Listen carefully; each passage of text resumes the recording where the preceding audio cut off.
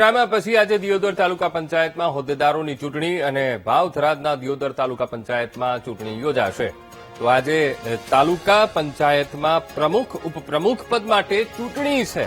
ચુસ્ત બંદોબસ્ત વચ્ચે વિવાદિત બેઠક પર ચૂંટણી યોજાશે અને 4 થી વધુ લોકોના ભેગા થવા પર પ્રતિબંધ પણ મુકાયો છે.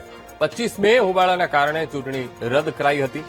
ચૂંટણી અધિકારી પર કોંગ્રેસના કાર્યકરોએ હુમલો કર્યો હતો ત્યારે મામલો ખૂબ ગરમાયો હતો. ત્યારે ફરી એકવાર આજે આ ચૂંટણીનું આયોજન કરવામાં આવ્યું છે.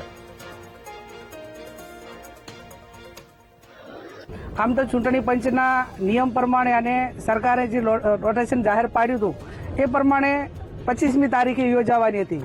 પણ જે થયું એ આપ સૌએ બધી મીડિયાએ જોયું, અહીંની જનતાને પણ ખબર છે.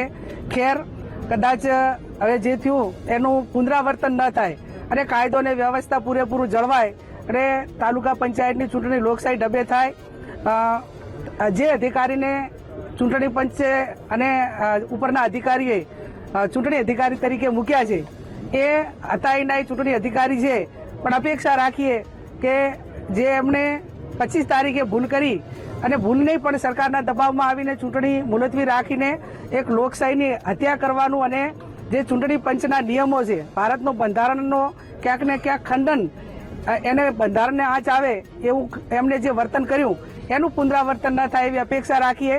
એના ભાગરૂપે કોંગ્રેસનું પ્રતિનિધિ મંડળ અત્યારે સભાખંડ તાલુકા પંચાયતમાં અને કઈ રીતે વ્યવસ્થા છે, કઈ ગેરવ્યવસ્થા ના થાય કે ગેરરીતિ ના થાય એની ચકાસણી માટે અમે સાંસદ શ્રી ગેનીબેન, પૂર્વ ધારાસભ્ય શિવાબા, અમારા ધારાશાસ્ત્રી બી કે જોશી સાહેબને બધા અહીંયા આવ્યા છે અને અમારા 12 સભ્યો એક સાથે હમણાં આવશે અને શાંતિપૂર્ણ મતદાન થાય એની જવાબદારી તંત્રની છે.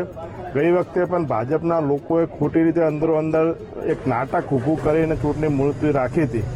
આજે પણ ના થાય એની જવાબદારી ચૂંટણી અધિકારીની છે, પોલીસની છે અને ક્યાંય જો ભાજપના સભ્યો અંદર અંદર ફરતી નાટક કરે તો એમને ખરેખર કાર્યવાહી કરીને એમને બહાર કાઢવા જોઈએ. બાકી ચૂંટણી મુલતવી ના લેવી જોઈએ.